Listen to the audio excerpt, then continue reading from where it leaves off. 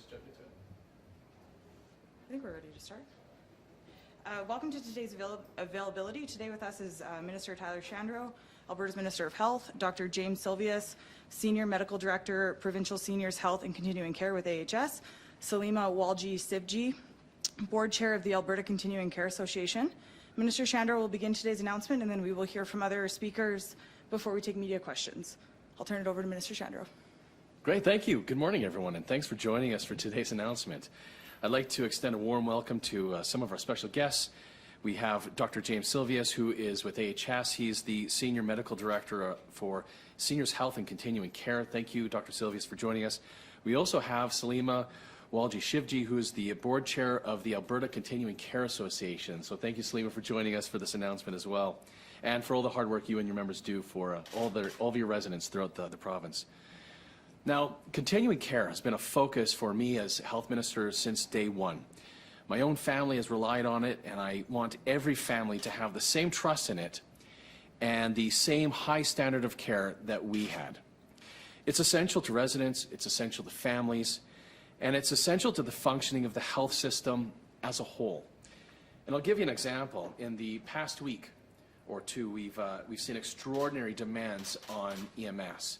And that's particularly due to the heat wave and people generally getting back to activities that we've put on hold for the last little while. But there's also been an underlying problem for years, and that's delays. Delays in transferring patients in the hospital when they come to the hospital with that paramedic.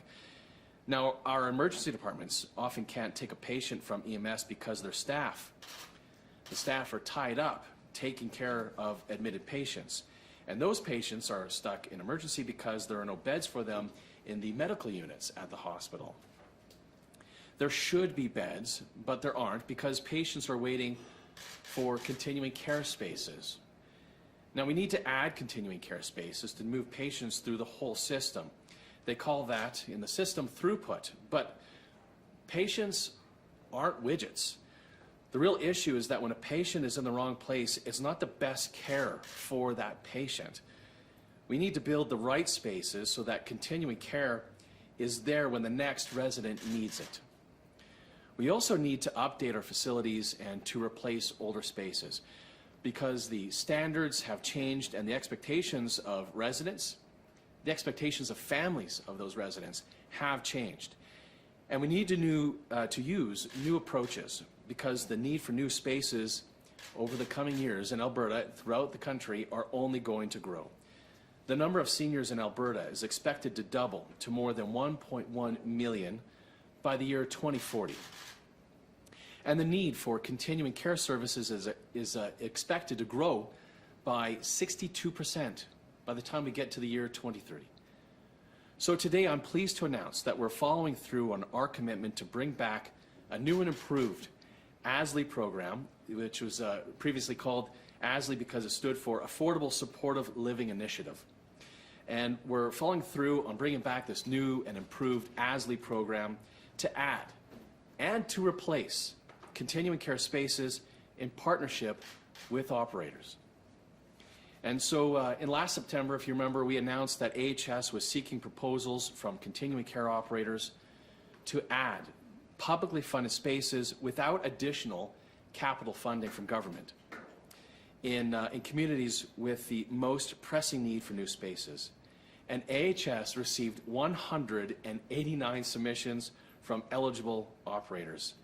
And they've qualified 73 proposals in total, and that's in 16 priority communities as well as 8 other communities throughout the province. And these projects play an important role in increasing continuing care spaces across the province now, but also into the future. And this is a big undertaking that will add as many as 6,000 new or replacement spaces in these and other communities. We're expecting that about 2,200 will be net new additions in the system, and about 3,800 will be replacements, subject to the final contracts. And when I mentioned the 2,200, let's also remember that we announced 2,600 new spaces last year in the year 2020, and out of that 2,600, 2,500 were net new spaces. So what we're talking about here with these further 2,200 net new spaces, we're increasing the system, which is 27,000 new beds. We're increasing the system by almost 20% if we include this year and previous year's announcements. Now, to support this initiative, AHS has allocated $95 million this year to operate new spaces. In total, over the next 4 years, the provincial government expects to spend more than $400 million. And AHS has moved forward with phase 1 of this initiative with contracts that will provide 343 additional continuing care spaces in 7 communities this year. Now, 5 of these contracts have already been awarded since they were fast-tracked to add capacity during the pandemic. The other 6 contracts will be awarded in the coming weeks. The 11 projects in phase 1 will add continuing care spaces in Calgary, in Edmonton, in High Level, Medicine Hat, Red Deer, Valley View, as well as in Westlock. Now, other projects will follow in the near future, and we'll provide further updates as details are finalized. Taking innovative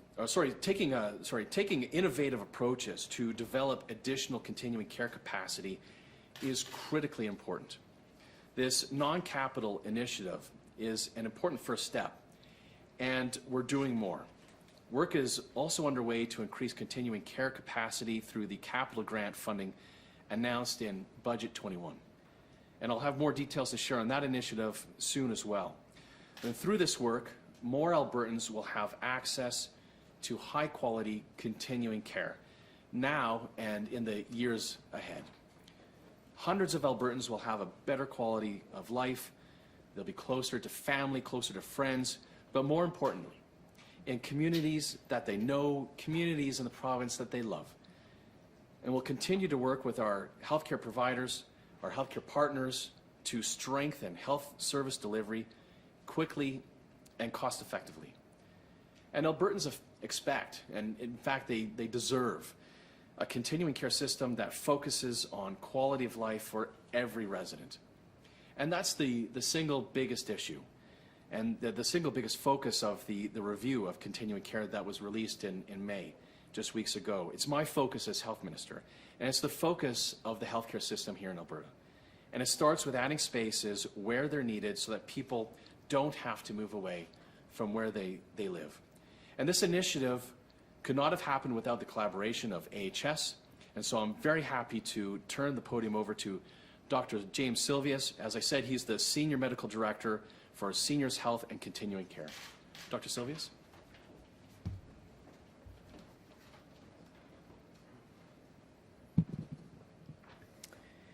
Good morning, everybody, and thank you very much, Minister Shandro. I'm Dr. Jim Silvius, and I'm the Senior Medical Director for Provincial Seniors Health and Continuing Care for Alberta Health Services, as you've heard. We're very pleased to be here today with the Minister to announce the addition of new and replacement spaces within continuing care around the province. As Albertans age and the population continues to grow, it is essential we plan for their care needs for the future in communities that need it the most. The contracting of more than 6,000 new or replacement spaces to the continuing care system province-wide will enable more Albertans to receive high-quality care in their communities while remaining closer to their loved ones and connected to their hometowns. As the Minister mentioned, we began this process last fall as part of future capacity planning. The request for expressions of interest and qualification for currently contracted and potential new service providers was specifically seeking spaces in designated supportive living, long-term care, and hospice, and other specialty community care spaces and associated care services. We considered factors like population growth and rate of aging when we were prioritizing our communities. 73 successful proponents were identified and added to a pre-qualified list of providers who can offer community capacity without the need for additional capital funding from either Alberta Health or Alberta Health Services. The 31 priority communities identified by Alberta Health and Alberta Health Services include small towns and urban centres in all 5 of our provincial zones. These spaces are available to be contracted within the next 4 years, subject to budget availability and negotiation of agreements. Alberta Health Services now has an inventory of available community care capacity that will help us respond to future needs as budget and planning moves forward, to expand and to modernize our community care capacity. If the pandemic has taught us anything over the last year and a half, it's the importance of keeping residents connected to their families and loved ones. Providing care closer to home will enable our residents and families to live in the same communities and support one another while still receiving the best quality care. In my practice working with seniors, I see the positive impacts that staying connected with loved ones has on my patients. Socialization is a key part of remaining healthy and well. Providing care closer to home will also greatly improve the quality of life for aging Albertans. I hear from my patients how having their loved ones close by and able to visit is an important contributor to their quality of life. We'd like to thank all of the respondents who participated in the request for expressions of interest and qualification, and we look forward to working with all of the successful proponents over the coming years to continue to provide top quality care for aging Albertans. Thank you. Thank you very much, Dr. Silvius. And now the board chair of the Alberta Continuing Care Association of Alberta, Salimah Walji-Shivji. Salimah? Thank you, Minister Shandro. Good morning. My name is Salimah Walji-Shivji, and I am honored to serve as the board chair for the Alberta Continuing Care Association. On behalf of the ACCA, I would like to thank Premier Kenney and Minister Shandro for including the ACCA in today's announcement. The ACCA represents nonprofit, faith-based, and independent operators providing care and services to seniors and persons with disabilities across the continuum of care, including home care, supported living, and long-term care. Our members operate almost half of the designated supported living and long-term beds in Alberta and are committed to providing the highest quality of care for thousands of Albertans every day. We would like to thank the government for recognizing the increasing demand in continuing care through this phased-in initiative that will see much needed new and replacement continuing care spaces. The collaborative approach between the government, Alberta Health Services, and operators on this important expansion of spaces will help ensure the needs of seniors and others in priority communities across the province will continue to be met. Our members, including Calgary-Cambridge Manor, Chinook Care Centre, Newport Harbour Care Centre, and Masterpiece Southland Meadows in Medicine Hat, are grateful to be among the first 11 contracts to be awarded through this EOI process, and we look forward to subsequent contract announcements. Continuing care infrastructure is a vital matter that impacts a significant portion of Albertans. There are numerous safety considerations that we have learned through recent COVID, as well as greater efficiencies that can be achieved through the development of new facilities. The facility-based continuing care report identifies 42 recommendations that will transform and modernize Alberta's facility-based continuing care system, helping to improve access and provide seniors with the highest quality of care and services available. Among these recommendations is the regeneration or replacement of existing facility-based continuing care spaces, with funding earmarked for the development of new spaces where needed. Today's announcement takes a significant step forward in the implementation of these recommendations, of which the ACCA is in full support. Providing the right infrastructure where it is most needed will help ensure residents' safety and enable us to continue to provide quality care for years to come. Today's announcement is welcome news, and we extend our deepest thanks. The ACCA looks forward to continuing our collaboration efforts with the government and AHS on this and other important continuing care initiatives. Finally, thank you to our members and frontline workers who continue to work tirelessly every day to keep our residents safe.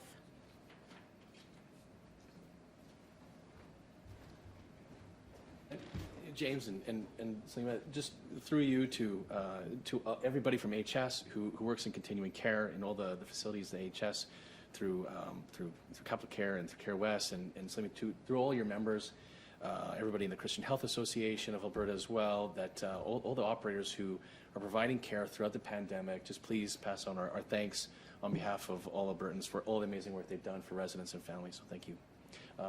Yeah. Great. So we've got some media in the room, and we've got some on the line. So we'll start in the room. We'll take one question and then one follow-up. Please go ahead. Tim with CTV. We talk a lot about infrastructure spaces. I just want to know about staffing in these spaces. Where is that staffing going to come from? Well, the operators will, as we have new spaces, will continue to hire staff to be able to staff the spaces. So it'll be on the operators. Well, and HS as well. HS has, I think, is it about a third of the, if you count by beds, not by facilities, but about a third of the facility-based continuing care system.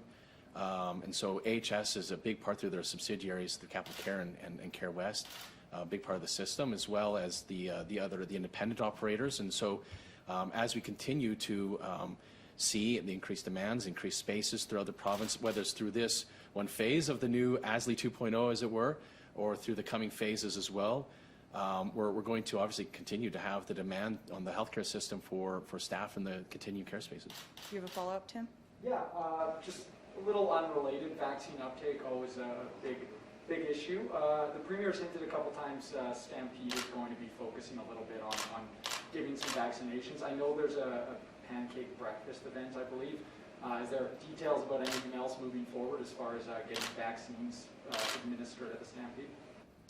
Well, we continue to push first doses. I think we're darn near close to 75% coverage throughout the province on a province-wide level for first dose coverage. Calgary, though, in our major urbans, we are much higher than that. And so thank you to all the Calgarians in particular who, because we know from the Stampede's numbers that I think they're expecting 90% of the folks coming to Stampede are going to be from Calgary in particular. But we will continue to make sure we're offering those second doses. I think 2 days ago we got to 50% second dose coverage for the province. In next week, in the coming days, we're going to get to 60% coverage for second doses. But people are interested in getting those vaccines in their arms, and thank you to all those Albertans for wanting those vaccines. We're going to continue to work with HS and making sure that they have the capacity to be an important partner getting those vaccines out, as well as our community pharmacies and our physicians, so that we, speed and volume are going to continue to be our focus throughout the province. We'll take the next question from the room. Mike Sanakin, CBC News. Mr. Shandro, are there going to be mortar and brick building in these different locations, or are we kind of spreading out those beds and allowing more home care? So taking the money, are you building mortar and bricks, kind of building more rooms attaching to these centers, or are you, like my understanding was some of it sounded like it was going to be more home care based, where you're actually still in your home, but we're bringing care to you? No, that might be the facility-based continuing care review that you're talking about, and so that did say that it is a recommendation to increase the care hours that are happening in facility-based continuing care, so designated supported living or DSL, and long-term care, LTC beds, and as we do that, there is also an opportunity to change the proportion of people who get their care in home care, and so that's going to be part of the action plan we're developing for that report. But this is facility-based continuing care, not home care that we're announcing today. So this is operators who are, and some of them are net new beds, some of them are not. There are going to be some refurbishment and renovation, but but there is obviously going to be more bricks and mortar for these spaces, and as well as the other phases of this non-capital portion, as well as AHS continues to work with the operators and how we add these spaces to the system. And will the additions be in both public and private facilities, or how will that work? So it's all publicly funded. So there are independent providers who are operating these beds with 100% publicly funded care. Any other questions from the floor? Okay, we'll go to the phone lines. Operator, can you put through our next caller? First question is from Stephanie Lassick with City News. Go ahead, Stephanie. Hey, Mr. Shandro. Alberta's vaccination rates are leveling off a bit here, and the province does lag behind the national average. So I'm just wondering how you are feeling about the province's ability to get to any kind of herd immunity. Well, I think I'll leave it for physicians to be able to speak to herd immunity. I think that's why we have looked at certain milestones, whether it was getting to 50, 60, 70% first dose coverage.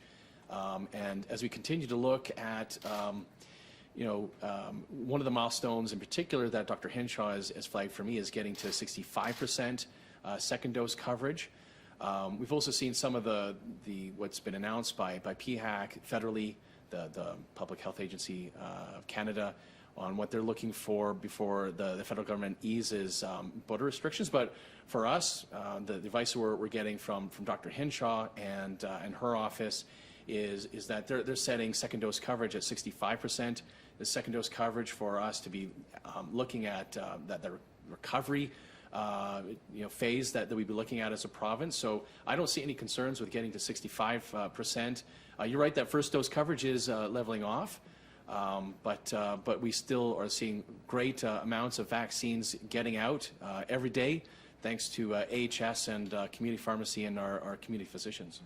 Do you have a follow-up, Stephanie? Yeah, just quickly here. And what is your government now focusing on with the vaccination campaign to target the more hesitant populations and the rural communities? Well, quite a bit. So last Thursday, we issued a med bulletin, as it's called, and this is a notice that goes out to physicians through the ministry that provided a new code for physicians that are in a community that has a low vaccine uptake. For them to be able to go through their patient roster and reconcile with the patient records if somebody hasn't been vaccinated, being able to reach out to that patient and be able to explain the safety and the efficacy to encourage an opportunity this summer for those folks to get their vaccines. So that's one of the things we've done. We'll continue to reach out. There's been opportunities as well through municipal affairs. If you remember the community outreach teams that help be able to spread the message about isolation in hotels and spreading the message about how to